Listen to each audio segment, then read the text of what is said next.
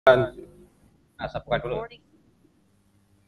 Bisa langsung dimulai, Pak. Assalamualaikum warahmatullahi wabarakatuh. Waalaikumsalam warahmatullahi wabarakatuh. Salam sejahtera bagi kita semua. Para mahasiswa, kita bertemu lagi dalam perkuliahan sejarah pendidikan. Dan pada kesempatan kali ini kita akan menampilkan presentator kita, Saudara Aris Nanang ya, dengan topik pendidikan pada masa reformasi ya. Iya, Pak. Ya, silakan Saudara Aris Nanang presentasi maksimal 20 menit ya. Setelah itu nanti tanya jawab ya. Ya, silakan. Iya, Pak. Baik, langsung saja ya teman-teman.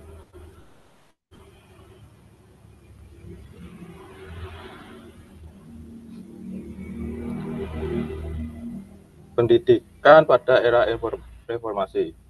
Pada era reformasi ini mengalami suatu perkembangan yang pada dasarnya lebih maju daripada pendidikan pada masa Orde Baru. Pendidikan pada zaman reformasi mengutamakan pada perkembangan peserta didik yang lebih terfokus pada pengelolaan di daerahnya masing-masing. Dalam hal tenaga kependidikan diberlakukan suatu kualifikasi profesional untuk lebih meningkatkan mutu pendidikan Indonesia, sedangkan saran dan prasarana juga sudah mengalami suatu peningkatan yang baik. Namun, daripada hal tersebut, pendidikan yang ada di Indonesia masih belum mengalami suatu pemerataan.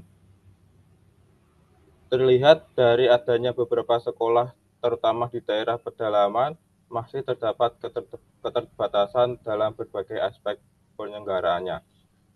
Dinamika sekolah, dinamika sosial politik di Indonesia juga berdampak pada perubahan kurikulum, merupakan suatu bentuk penyempurnaan dalam bidang pendidikan untuk meningkatkan suatu mutu pendidikan di Indonesia. Pendidikan pada masa reformasi ini mengalami suatu perkembangan yang pada dasarnya lebih maju, seperti yang saya sebutkan tadi. Lalu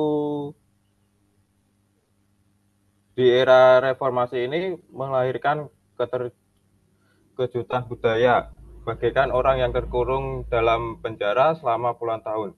Kemudian melihat tembok penjara runtuh, mereka semua keluar mendapati pemandangan yang sangat berbeda.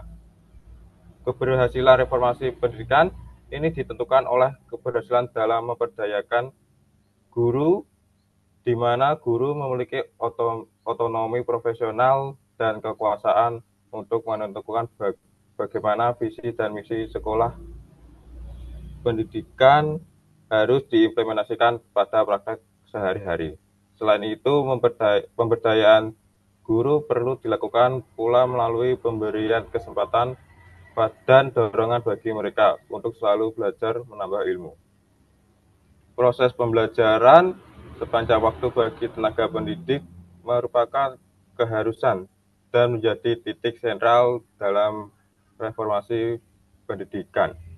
Selain itu, perkembangan di era informasi terjadi karena adanya kebijakan pemerintah untuk meningkatkan mutu pendidikan dan kebijakan-kebijakan yang diambil oleh pemerintah.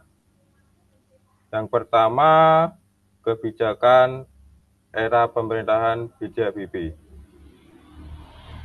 yang dimana pemerintahan juga memberikan beasiswa SD kepada 1,16 juta siswa asosional untuk SMTA dan perguruan tinggi untuk yang akan ditentukan kemudian. Mengenai normalisasi kehidupan kampus, kebijakan NKK BKK di zaman Orde Baru oleh pemerintahan B.J. Habibie ditinjau kembali dan bahkan aturan-aturan yang menghambat kreativitas dan kebebasan mahasiswa dicabut. Lembaga ilmiah seperti kampus perguruan tinggi dibebaskan dari intervensi dan pengaruh luar. Yang selanjutnya, kebijakan era pemerintahan Gus Dur, di mana meningkatkan kemampuan akademis dan profesional serta meningkatkan jaminan kesejahteraan tenaga kependidikan sehingga tenaga pendidikan mampu berfungsi secara optimal, terutama dalam peningkatan pendidikan watak dan budi pekerti, agar dapat mengembalikan wibawa lembaga dan tenaga kependidikan.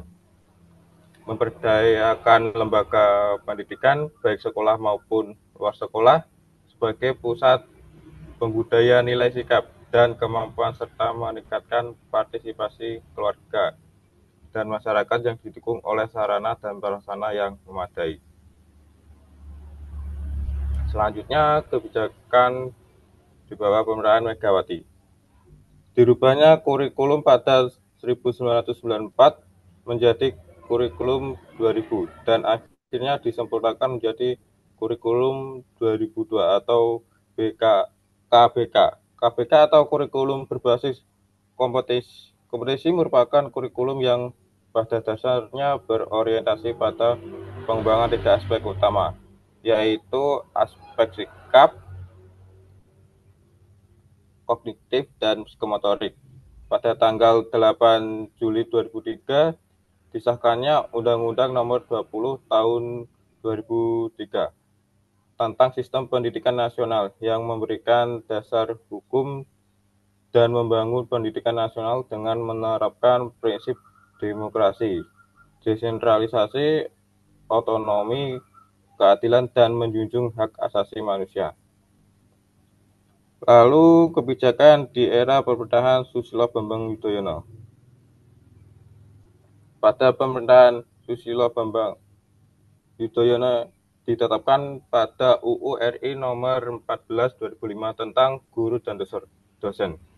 Penetapan undang-undang tersebut disusul dengan pergantian kurikulum KBK menjadi kurikulum tingkat satuan pendidikan atau KTSP.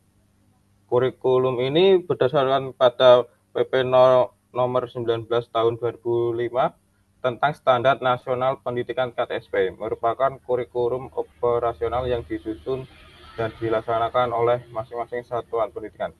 KTSP ini terdiri dari tujuan pendidikan, tingkat satuan pendidikan, struktur dan muatan kurikulum tingkat satuan pendidikan, kalender pendidikan, serta silabus dan RPP. Selanjutnya, manajemen pendidikan era reformasi. Yang pertama, sensitivitas lembaga terhadap perubahan dan peluang. Membutuhkan sumber daya manusia yang berkompeten pada zamannya, kreatif, inovatif, dan sesuai dengan kebutuhan masyarakat. Menuntut para manajer pendidikan untuk mencari dan menerapkan suatu manajemen baru yang dapat mendorong perbaikan mutu pendidikan. Yang B, manajemen organisasi. Organisasi yang tangguh ialah organisasi yang memiliki sumber daya manusia bermutu, aktif, bersemangat, struktur organisasi yang mantap, dan mempunyai sistem informasi yang up to date. Di dalam organisasi selalu ada orang-orang yang mempunyai tugas dan perannya masing-masing. Mereka saling berinteraksi dalam sebuah struktur organisasi untuk mencapai tujuan. Struktur organisasi ini merupakan sebuah sistem yang di dalamnya terdapat input, proses, output, dan feedback. Selanjutnya C, manajemen strategi. Manajemen lembaga pendidikan ini memerlukan sistem manajemen strategis yang pas dan sesuai dengan tuntutan lingkungan bisnis. Strategi adalah suatu cara untuk mencapai sasaran. Gantt scorecard memberikan suatu cara untuk mengkomunikasikan strategi suatu lembaga. Pada manajer di organisasi, balance scorecard dapat membantu menyediakan informasi akuntansi manajemen strategi yang dapat menuntut dalam mengambil keputusan menyusun rencana strategi konsisten bagi strategi lembaga. D, sumber daya manusia. Manajemen lembaga pendidikan memerlukan sistem manajemen strategik yang pas dan sesuai dengan tuntutan.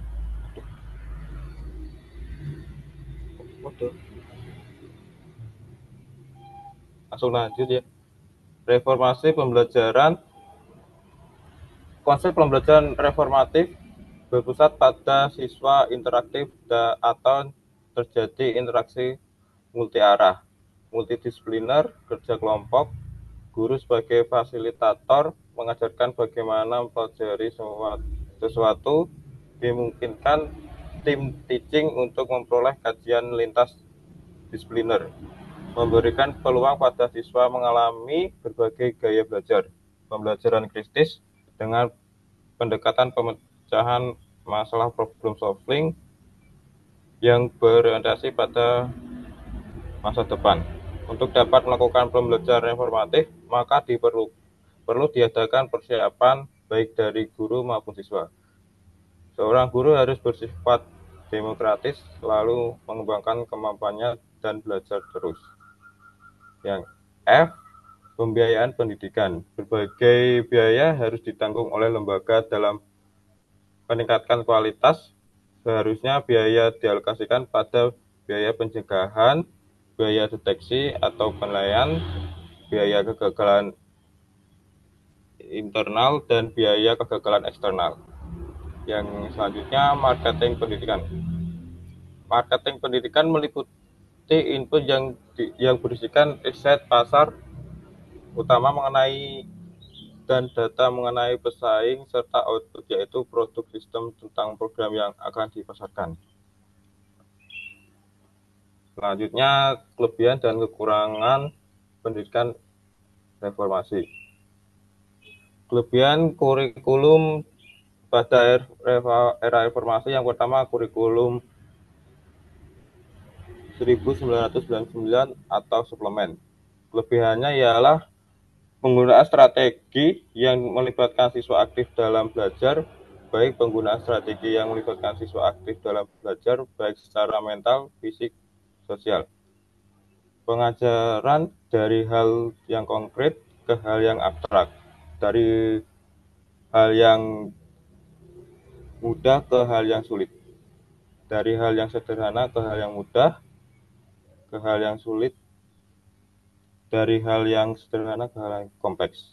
Lalu kekurangannya diberlakukannya sistem sentralistik sehingga memerlukan penyesuaian di setiap daerah.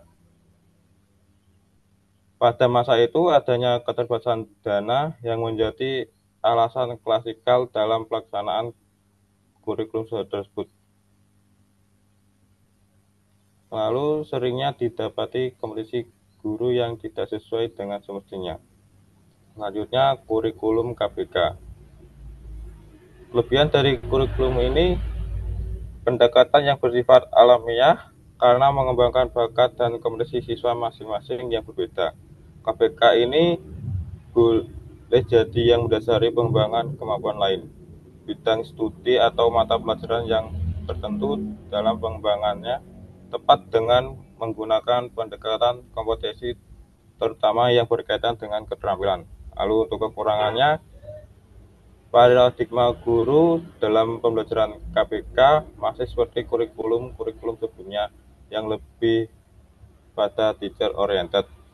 Lalu kualitas guru hal ini didasarkan pada statistik 60% guru SD, 40% guru SLTP, 43% guru SMA, 34% guru SMK dianggap belum layak untuk mengajar di jenjang masing-masing. Selain itu, 17,2% guru atau setara dengan 69.477.000 guru mengajar bukan bidang studinya. Kualitas SDM kita adalah urutan 109 dari 179 negara berdasarkan Human Development Index.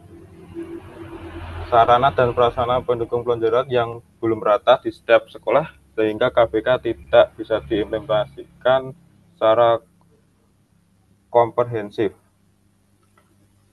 Kebijakan pemerintah yang setengah hati karena KBK dilaksanakan dengan uji coba di beberapa sekolah mulai tahun pelajaran 2001 sampai 2002. tetapi tidak adanya payung hukum tentang pelaksanaan tersebut. Selanjutnya, kurikulum KTSP. Untuk kelebihannya, mendorong terwujudnya otonomi sekolah dalam menyelenggarakan pendidikan, mendorong para guru, kepala sekolah, dan pihak manajemen sekolah untuk semakin meningkatkan kreativitas dalam penyelenggaraan program-program pendidik. KTSP sangat memungkinkan bagi setiap sekolah untuk menitikberatkan dan mengembangkan mata pelajaran tertentu yang aksesibel bagi seluruh kebutuhan siswa. Sebagai contoh, daerah kawasan wisata dapat mengembangkan pariwisata dan bahasa Inggris sebagai keterampilan hidup. Lalu untuk kekurangannya, kurangnya SDM yang diharapkan mampu menjadikan KTSP pada kebanyakan satuan pendidikan yang ada dan minimnya kualitas guru dan sekolah. Kurangnya ketersediaan sarana dan prasarana mendukung sebagai kelengkapan dari pelaksanaan KTSP.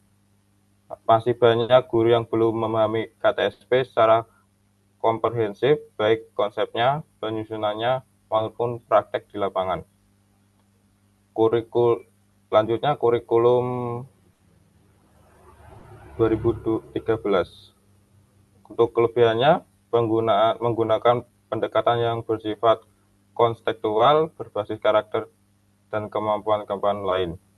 Pada mata pelajaran tertentu yang dalam pengembangannya lebih cepat menggunakan pendekatan kompetisi dan lebih kreatif dan inovatif.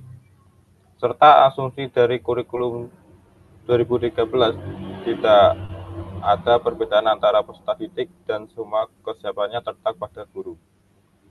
Untuk kekurangannya, pemerintah seolah melihat semua guru dan peserta didik memiliki kapasitas yang sama. Tidak ada keseimbangan antara orientasi proses pembelajaran dan hasil belajar. Pengintegrasian mata pelajaran IPA dan IPS dalam mata pelajaran Bahasa Indonesia untuk jenjang pendidikan dasar yang tidak sesuai. Sekian, terima kasih. Bila mana ada pertanyaan, Ya, terima kasih diskusi.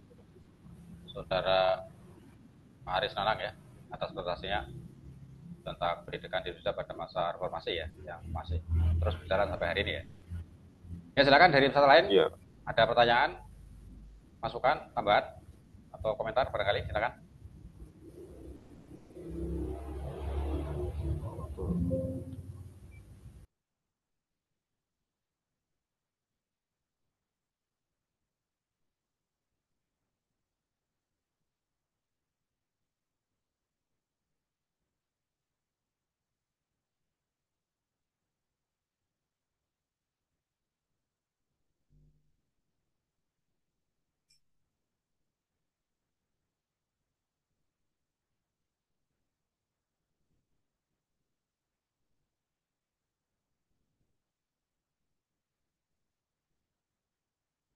Silakan, adakah?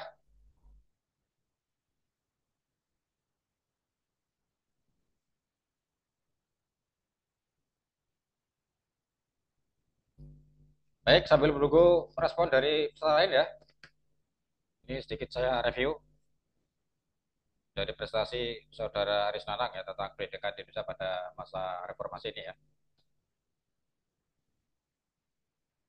Ya, berbeda dengan pendidikan pada masa Orde Baru ya, yang dengan ciri-cirinya tadi ya. Ini pada masa reformasi ini bisa dikatakan sebagai apa ya, reaksi ya dari pendidikan pada masa sebelumnya ya.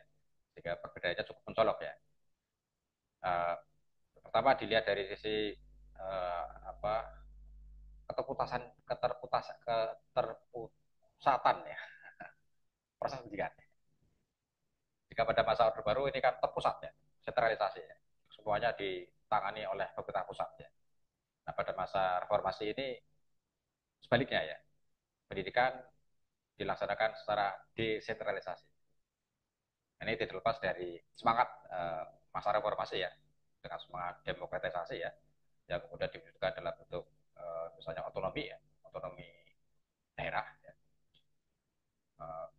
pendidikan pemerintahan tidak dipegang tunggal oleh pemerintah pusat ya, tapi sebagian didelegasikan kepada pemerintah daerah ya. Sebagian kewenangan diurus oleh pemerintah daerah. Itu yang kita kenal dengan otonomi daerah ya. Nah, itu pun berdampak pada pendidikan ya. Pendidikan juga terjadi desentralisasi ketika ada otonomi pendidikan. Urusan pendidikan tidak sepenuhnya semua ditangani oleh pemerintah pusat, tapi pemerintah daerah juga ikut ya menangani, ikut berperan dalam pendidikan. Nah, sehingga pada masa ini sekolah dasar SMP ya itu di bawah ditangani ya oleh pemerintah kabupaten atau kota ya. Kemudian SMA itu di bawah pemerintah provinsi ya. Nah, sementara di perguruan tinggi ini masih ditangani oleh pemerintah pusat ya. Jadi kan sudah ada uh, pelimpahan wewenang ya pada urusan pendidikan ke daerah-daerah ya. Sehingga daerah-daerah juga punya peluang untuk mengembangkan ya, kurikulum ya, mengembangkan proses pendidikannya ya. Tidak selamanya harus persis sama yang sudah dicanangkan oleh pemerintah pusat. Itu adalah otonomi pendidikan. Ya. Nah, itu tidak lepas dari itu tadi ya desentralisasi ya. Nah, bahkan sampai ke manajemennya. Tadi sudah dijelaskan oleh saudara Aris Nanang ya, manajemen pendidikan pun mengikuti ya, konsep desentralisasi. Manajemen pendidikan tidak selamanya terus di berpusat ya, pada berpusat, tapi juga dikelola oleh sekolah sendiri. Sehingga ada yang disebut dengan manajemen berbasis sekolah atau MBS dengan pelimpahan wewenang ya dalam hal otonomi pendidikannya. Konsep bermula dari konsep desentralisasi ya, termasuk di dunia pendidikan ya. Ya kecuali pendanaan ya. Dana pendidikan semuanya masih dibebankan kepada APBN. Biaya tetap dari APBN yang paling utama ini. Ya termasuk otonomi pendidikan ini juga dari sisi kurikulum ya. Kurikulum terus mengalami perbaikan ya tadi sudah dijelaskan oleh saudara Nanang ya. Terjadi banyak perubahan kurikulum ya dari mulai KPK, KTSP ya, K13 sampai yang terakhir ini kurikulum merdeka ya. Itu kan memberikan peluang ya kepada daerah-daerah ya, kepada sekolah-sekolah bahkan kepada sekolah ya untuk mengembangkan kurikulumnya ya. Guru pun punya kewenangan ya untuk mengembangkan kurikulum ya di tingkat kelas. Cara metode juga bisa dikembangkan oleh guru ya. Tidak harus sama seperti yang dulu ya. Kalau dulu semuanya harus biasa ya. Sekarang guru punya kebebasan untuk mengembangkan kurikulumnya ya dengan berbagai model metode pembelajaran yang bisa dikembangkan di kelas ya. Ini bedanya dengan masa-masa sebelumnya ya. Nah, sehingga kalau pada masa sebelumnya, pada masa ya Orde Baru ya itu guru yang banyak berperan ya atau teacher single. Sekarang lebih pada berpusat pada siswa ya, lebih banyak berpusat pada siswa. Itu dari sisi ciri khas pertama adalah itu tadi ya adanya desentralisasi di bidang pendidikan ya, atau ada otonomi pendidikan.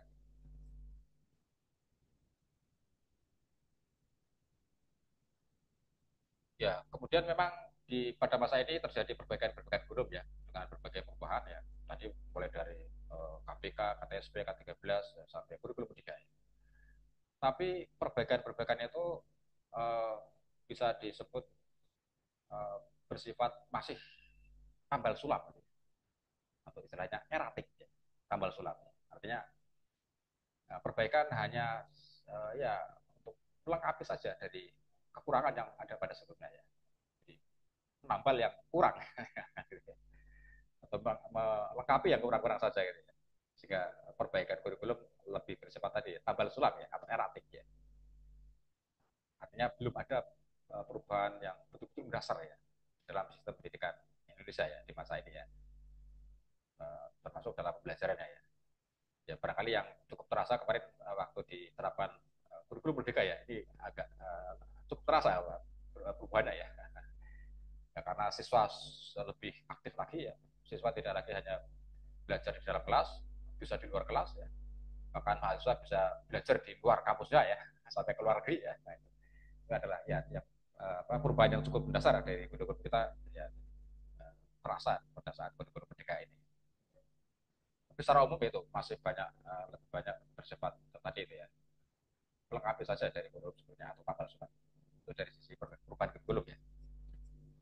Terus ciri lain dari masa ini adalah ya barangkali ini yang banyak terjadi di dunia perguruan tinggi ya, itu adanya liberalisasi pendidikan dan itu menjurus kepada komersialisasi.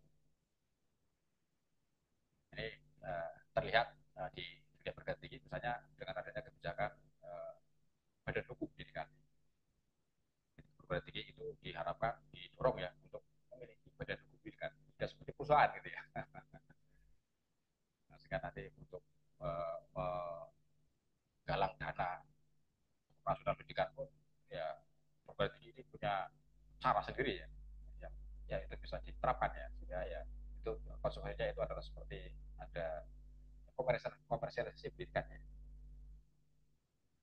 Salah satu ya apa ya hal yang terjadi ya saat ini ya, bahkan sekolah-sekolah juga begitu ya, sekolah-sekolah SD sampai SMA ya ini banyak yang berlomba-lomba untuk ya seperti pendidikan menjadi apa ya punya harga jual gitu ya. Nah untuk menarik mahasiswa berlomba ya untuk agar sekolah-sekolahnya itu memiliki daya jual yang tinggi nah, ya itu ya nah, seperti menjadi indikator dari komersialisasi ya di dunia pendidikan.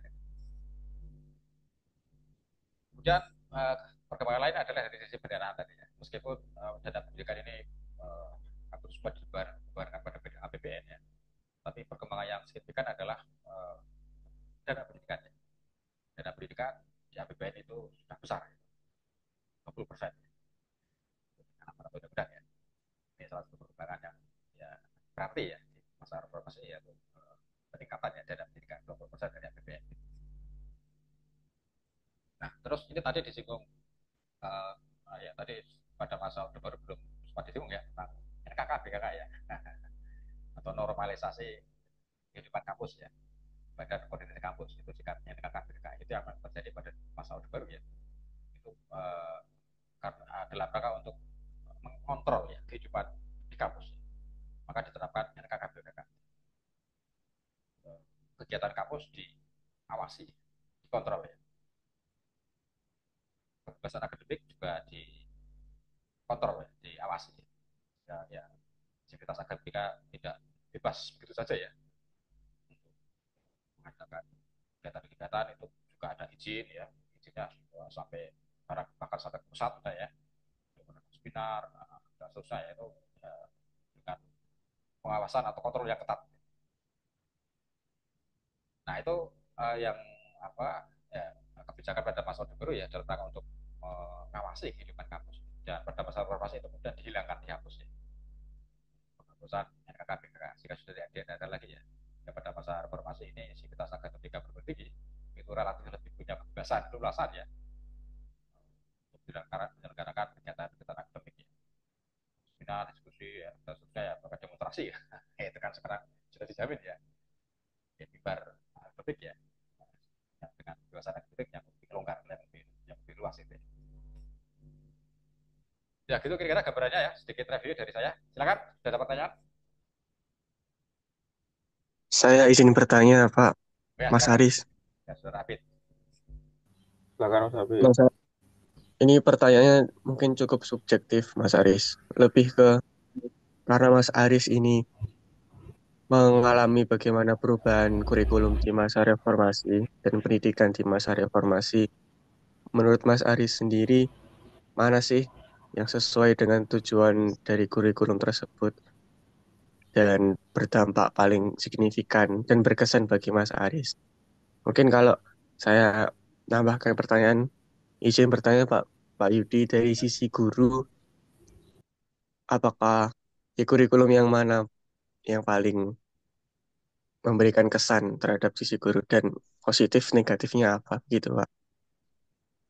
Mungkin ke Mas Aris dulu saja. Silakan Mas Aris. Dari segi dari segi siswa. Baik Mas Habib. Terima kasih.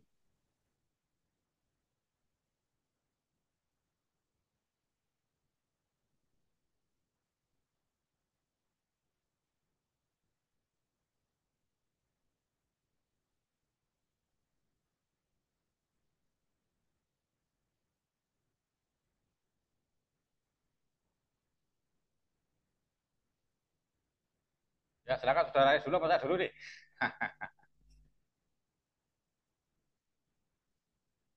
Ya, baik, mungkin saya dulu ya. Ya, ini pertanyaan Iya, dari boleh Bapak dulu. saudara Abid ya. Dari sisi guru, ini kira-kira kurikulum mana yang paling berkesan ya?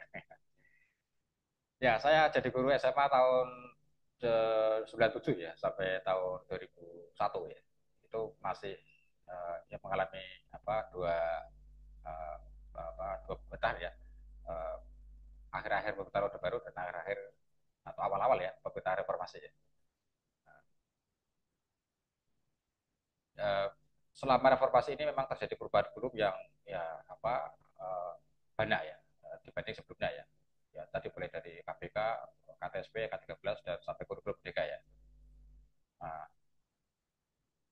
perubahan kurikulum itu sebenarnya adalah sesuatu yang eh, biasa saja ya, wajar saja ya, sesuatu yang niscaya ya, satu keniscayaan ya. Dan pada umumnya perubahan kurikulum itu dilakukan setiap 10 tahun sekali. Normalnya begitu ya. Ini kan reformasi sudah hampir satu generasi ya, sudah 25 tahunan ya, sehingga perubahan kurikulum pun ya menjadi wajar ya. Dan tidak hanya di negara-negara seperti Indonesia ya, negara berkembang ya. Di negara-negara maju pun kurikulum juga mengalami perubahan ya. Nah, seperti eh, Jepang ya. Jepang itu juga mengalami perubahan kurikulum. Nah, perubahan kurikulum itu terjadi karena mengikuti ya dinamika perkembangan masyarakat dan juga perkembangan teknologi, perkembangan teknologi. Itu biasanya perubahan kurikulum ya, menyesuaikan itu ya. Nah, perubahan kurikulum di Indonesia juga begitu ya, mengalami perubahan terus mengikuti perkembangan dinamika masyarakat dan juga perkembangan ilmu pengetahuan dan teknologi. Sehingga kurikulum itu biasanya disesuaikan dengan perkembangan saat itu ya. Awal-awal reformasi kan masih eh, apa masyarakat Indonesia masih euforia ya dengan suasana reformasi, kebebasan dan seterusnya ya. Nah, sehingga itu juga berpengaruh ya terhadap perubahan kurikulum ya. Dan ya ini yang agak kadang-kadang menimbulkan kesan ya karena seringkali kurikulum berubah ya, dan perubahan kurikulum itu biasanya bersamaan dengan perubahan uh, kabinet ya atau menteri ya. Jadi, seperti ada kesan ganti menteri ganti kebijakan ya. Dan kadang-kadang latar belakang menteri ini pun berpengaruh ya terhadap kebijakan di bidang pendidikan ya, di terutama kurikulum ya. Di awal-awal itu menteri-menteri pendidikan nasional itu banyak didominasi oleh kaum teknokrat ya, saya Pak Nuh misalnya itu dari ITS ya. Ini juga berpengaruh ya terhadap perubahan kurikulum ya. Sehingga apa saintifik ya, pendekatan saintifik banyak digunakan. Dan terakhir ini karena menterinya berlatar belakang wirausaha, jadi memberikan kebebasan untuk pemberdayaan siswa ya. Sehingga pembelajaran ya lebih sangat berpusat kepada siswa ya, bahkan sampai seperti bebas siswa ya, merdeka belajar ya. Nah itu ya. Nah, itu bagi guru bagaimana kira-kira ya? Ya tentu guru terus tetap menyesuaikan dengan kurikulum ya. Kesannya itu tidak lepas dari situasi yang melingkupi ya perkembangan kurikulum. Bagaimana perkembangan masyarakat saat itu dan bagaimana perkembangan ilmu pengetahuan dan teknologi saat itu ya, itulah yang akan mewarnai kurikulum dan guru akan menyesuaikan dengan itu. Nah, sehingga kesan mana yang paling berkesan ya, tentu saja ya, nah itu subjektif guru pada masa itu ya. Guru pada masa awal-awal reformasi dengan sekarang mungkin wah, guru pada masa awal reformasi ya wah sangat berkesan waktu itu ya saya. Karena perkembangannya saat itu seperti itu ya. Sekarang lebih besar lagi ya. Kurikulum merdeka ya. Lebih sangat besar lagi karena situasinya memang seperti ini ya. Kebebasan lebih luas ya. Perkembangan teknologi lebih pesat ya. Guru sekarang ditanya mesti lebih besar sekarang gitu ya. Wah, sekarang ya teknologi sudah mungkin berbeda dengan awal reformasi ya. Nah, tentu akan berbeda kesannya ya. Ya kalau saya ya saya jadi guru tahun akhir-akhir Orde Baru dan awal-awal reformasi ya. Itu terasa perbedaannya ya di situ ya. Eh, Awal-awal reformasi itu ya guru lebih punya peluang ya untuk mengembangkan diri ya, untuk mengembangkan kurikulum di dalam kelas sampai bahkan sampai di dalam kelas Kalau dulu kan tidak, kalau pada masa sebelumnya kan tinggal menjalankan saja ya apa kurikulum dari pemerintah pusat ya, tinggal pelaksanaan saja lah ya, nggak usah berpikir banyak ya kira-kira gitu ya. Nah, setelah reformasi itu guru banyak berpikir, banyak mengembangkan diri ya, banyak kreativitas yang perlu dikembangkan ya, tidak apa sekedar pelaksana saja ya, tapi juga pengembang. Sehingga nah, kalau guru-guru sekarang kan ada atau punya ya, punya ruang untuk melakukan penelitian gitu, yang disebut dengan penelitian tindakan kelas. Itulah ya, dan mereka guru untuk melakukan perbaikan-perbaikan di tingkat sekolah gitu. Ya itu sekali lagi kalau ditanya yang paling berusaha tentu subjektif ya, tergantung guru pada masa mana ya. Ya gitu kira-kira ya, Mas Hafid ya. Oke, Pak Yudi. Terima kasih atas informasinya. Ya, sama-sama. Ya silakan, Cukup saudara. memberikan Kalau gambaran, Pak. menurut saya ya Mas Abid, itu Oke. kurikulum K13 yang dimana yang berfokuskan pada pendidikan karakter. Untuk perkembangan karakternya setiap siswa itu mempengaruhi untuk masa depan di kehidupan sosialnya masing-masing Mas Abid. Menurut saya sih gitu Mas. Mas Haris ada pengalaman pribadi apa enggak? Mungkin saat itu Mas Haris masih SMP itu. Kayak ada momen, Uh, wah, gitu. Kalau pengalaman sih saya kan dulu SMK ya masih pakai K13 ya Mas Bid. Jadi kalau yang dimana itu karakter saya dulu waktu SMP itu seperti kayak penakut, sering dibully gitu. Jadi kalau di SMK itu saya sudah mengenal kayak gimana itu kehidupan bersama teman-teman, sering ngobrol-ngobrol kan. Itu sangat pengaruh banget Mas Habib kalau dari kurikulum K13 ini yang berfokus pada pendidikan karakter atau pembentukan karakternya siswa itu Mas.